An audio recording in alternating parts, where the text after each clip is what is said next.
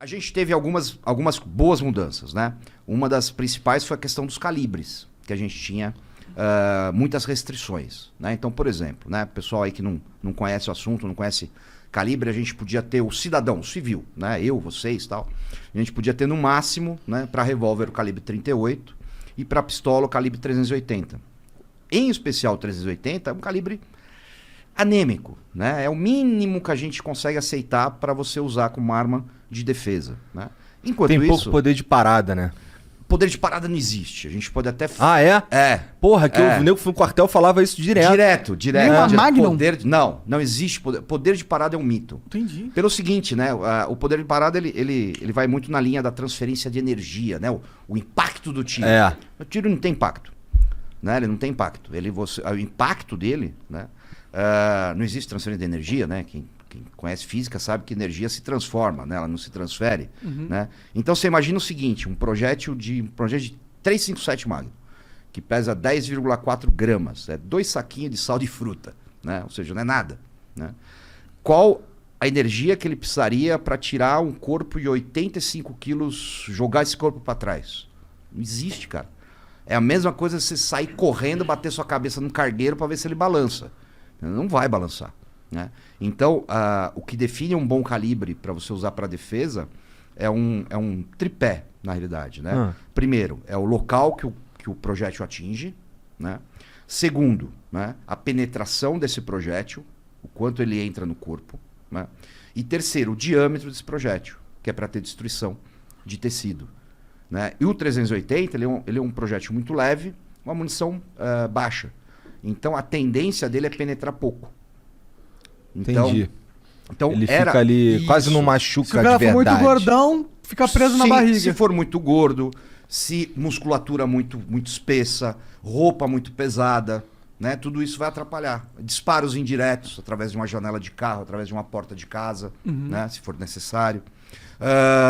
E aí, o que acontecia, né? A gente tinha essas restrições. E os bons calibres de defesa, que são utilizados no mundo inteiro, eram restritos a policiais, militares, que é o 9mm, o 40, o 45, o 357, né? E aí se liberou esses calibres, né? Então hoje qualquer cidadão pode ter um 9mm, uma pistola 9mm, pode ter uma 45, pode ter uma 40, pode ter um 357. Isso é ótimo. Por quê?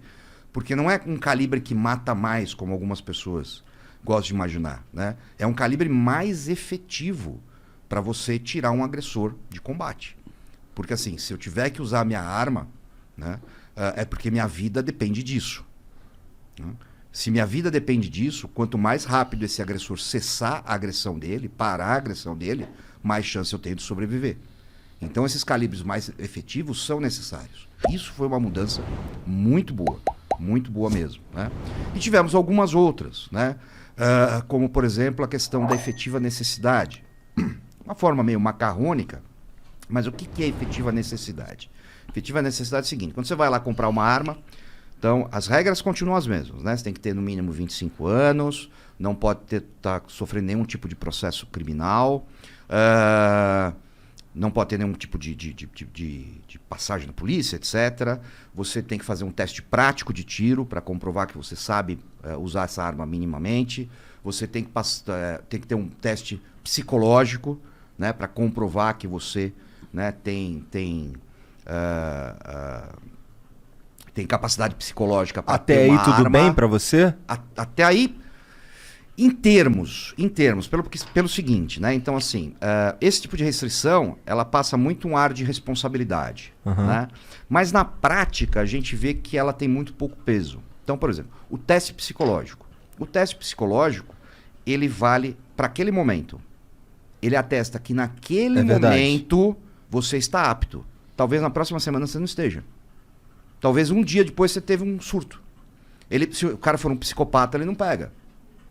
Entendeu? Então é muito mais para dar uma tranquilidade do que para ser efetivo. Né? Tanto é que até 2003 não tinha nada disso, né? Mas tudo bem, mas vamos imaginar que ficou por isso mesmo, pelo menos você consegue. Né? São barreiras que você consegue vencer, vai sair mais caro, exclui muita gente mais pobre. Isso é um problema da nossa legislação muito grave, né? Porque assim, os mais pobres, e que normalmente têm menos acesso à segurança pública, né, são os que não vão conseguir comprar uma arma legalizada. Sim. O imposto está muito alto. O imposto é mais de 75%. Entendi. É. Caralho. É muito louco. É proibitivo. É mais que cerveja, é mais que cigarro, é mais que tudo. Né? É proibitivo. E esse tipo de proibição, ela é muito cruel, né? Porque assim, você exclui pelo poder aquisitivo da pessoa. Sim. Não pela índole da pessoa. Não pela capacidade, não pelo bom uso. E você Né? Ou seja, incentiva se o mercado negro também. Claro, lógico. Né? Pô, então se você é pobre, opa, o cara é pobre, então é melhor ele não ter arma porque pobre comete crime. É um elitismo, é uma lei com uma carregada de elitismo. Sim, né? é elitista. Totalmente. Totalmente. E aí, depois de tudo isso vencido, você ainda tinha que apresentar lá uma declaração de efetiva necessidade. Ou seja, você tinha que escrever lá para o delegado da Polícia Federal por que você tinha que ter uma arma na sua casa. Só que isso é extremamente subjetivo. Tá. Você concorda? Não tem categorias. Não Você tem nada. meio que escreve lá e... Você escreve e fala assim, poxa... Tomara que o delegado curta. É isso aí, né? Pô, tá tendo muito assalto no meu bairro. Eu vi uma negativa, né? Onde a pessoa colocou essa justificativa. Falou, já tive 3 casas já foram roubadas na minha rua e a gente tá com medo e eu quero ter uma arma para me defender. E a negativa do delegado negou, falou assim, não, negado o pedido porque vão roubar sua arma. Ué? Caralho. Aí caralho. Sério? Isso. Olha que loucura. Você entendeu? O que era a justificativa mais plausível do mundo, né? De, porra, eu vou ser assaltado, né? Virou contra ele. Não, você não pode ter uma arma porque você vai ser assaltado. Mas se eu não fosse assaltado, eu não precisava ter arma. Óbvio.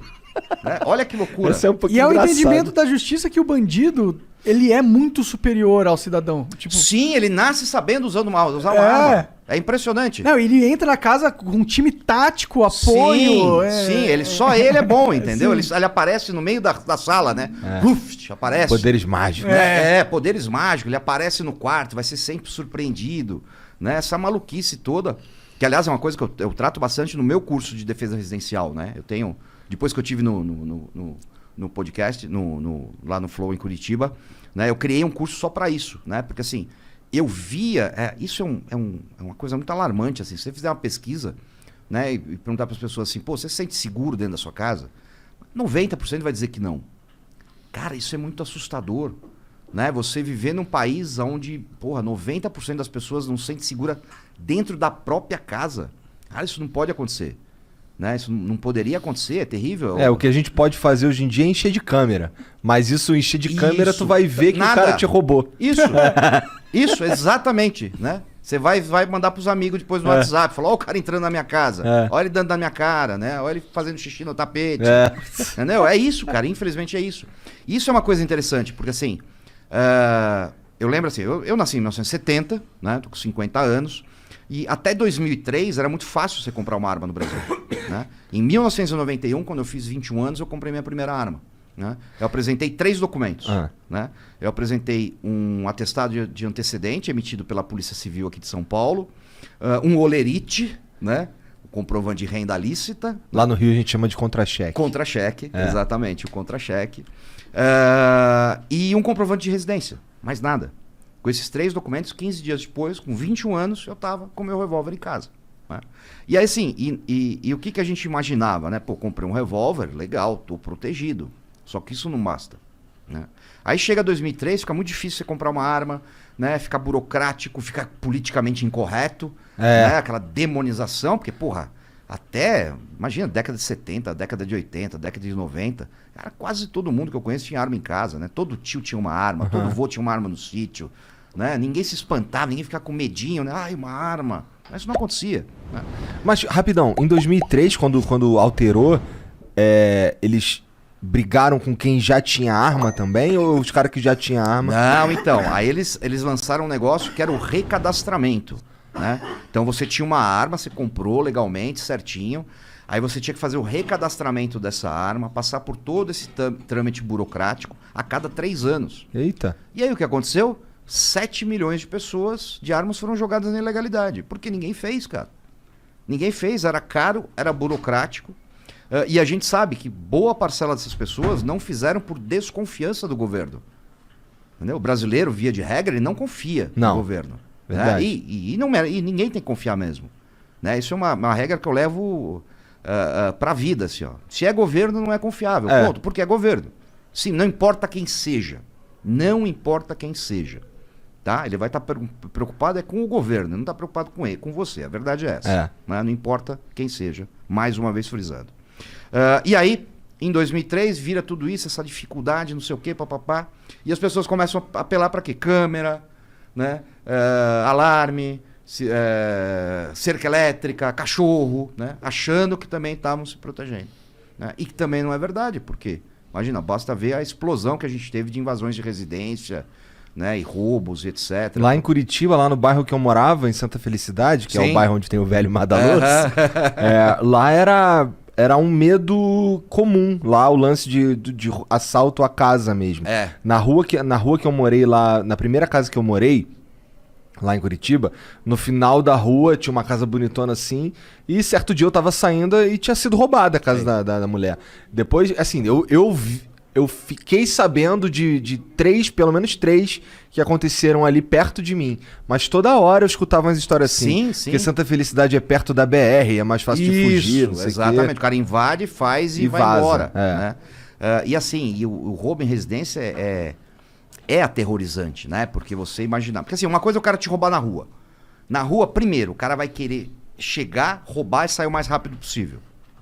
No máximo, se tudo der errado, você toma um tiro. Vamos pensar isso. Tá. Se tudo der errado, você toma um tiro. E dentro da sua casa? Cara, depois que o cara entrou, ele faz o que ele quiser. Durante quanto tempo ele quiser. E não vai aparecer ninguém do chão pra te ajudar.